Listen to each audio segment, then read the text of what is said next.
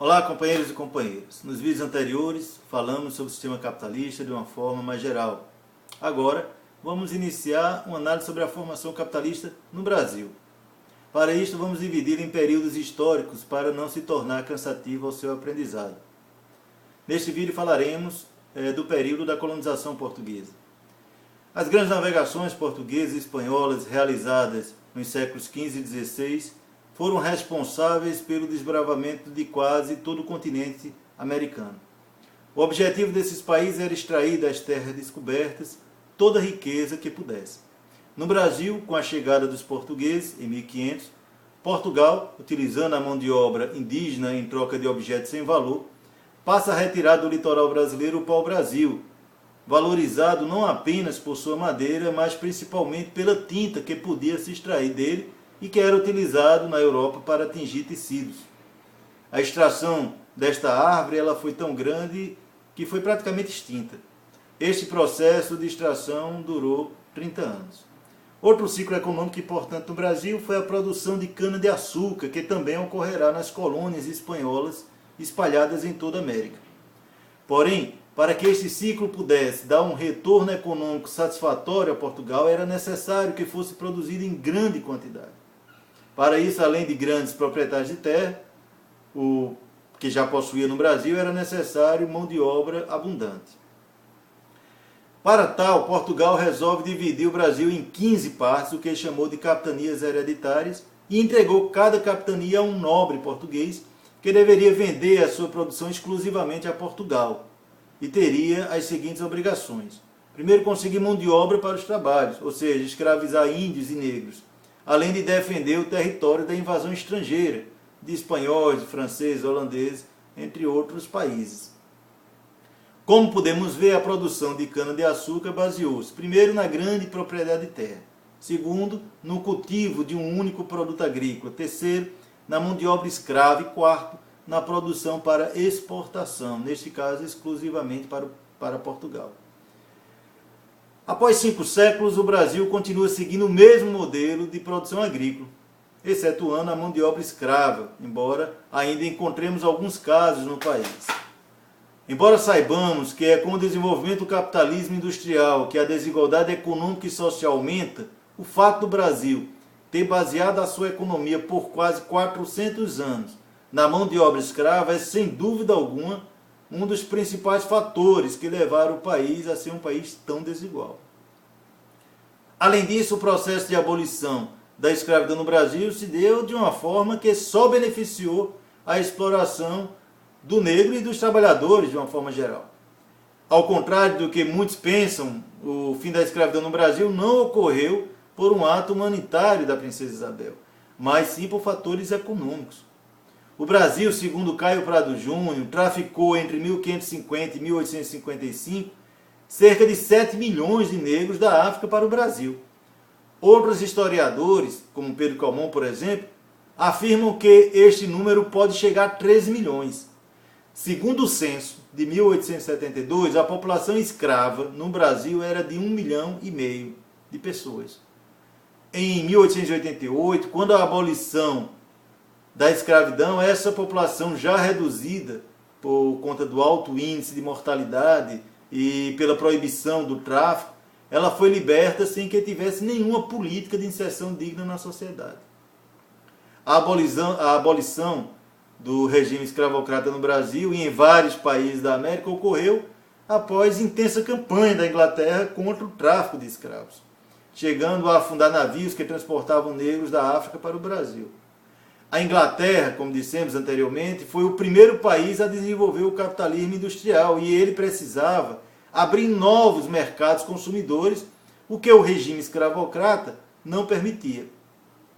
O que antes era um mercado muito atrativo, agora se tornara um peso para a economia do país, pois o escravo se tornara muito caro para comprar e para manter, pois mesmo sendo maltratados, era necessário alimentá-los, vesti-los. Acabar com a escravidão e implantar uma nova relação social de trabalho que fosse mais lucrativa aos grandes latifundiários no Brasil se tornaram uma necessidade. Com o fim da escravidão e sem nenhum apoio do Estado, o negro que não possui estudo e não sabia trabalhar só sabia trabalhar na lavoura, passa a trabalhar para o latifundiário por um baixo salário. O salário era todo utilizado no comércio de alimentos e roupas que funcionava dentro da fazenda. Como o trabalhador sempre ficava devendo no comércio, ele era obrigado a trabalhar na fazenda até pagar toda a dívida. Ou seja, ele continuava escravo, mas agora o proprietário de terra não gastava nenhum tostão para comprá-lo.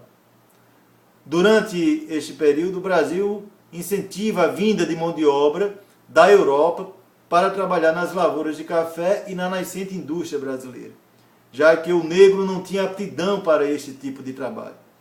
A chegada destes trabalhadores muda a fisionomia econômica e política do país. Entre 1888 e 1920, para você ter uma ideia, chega ao Brasil vindos da Itália, da Espanha, da Alemanha, do Japão, de Portugal, da Síria, do Líbano, residindo principalmente em São Paulo e Rio de Janeiro, cerca de 2,5 milhões de pessoas, representando em 1920 18% da população de São Paulo e 20% da população do Rio de Janeiro. Além da esperança em uma vida melhor, os trabalhadores trazem para o Brasil as ideias anarquistas, socialistas e a experiência da luta sindical. Portanto, ao invés da abolição da escravidão no Brasil servir para diminuir a desigualdade existente, ela, ao contrário, beneficia o grande proprietário de terra, deixando cada vez mais rico.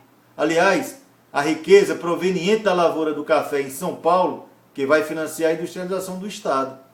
O incipiente capitalismo brasileiro nasce financiado pelo trabalho escravo das lavouras de café.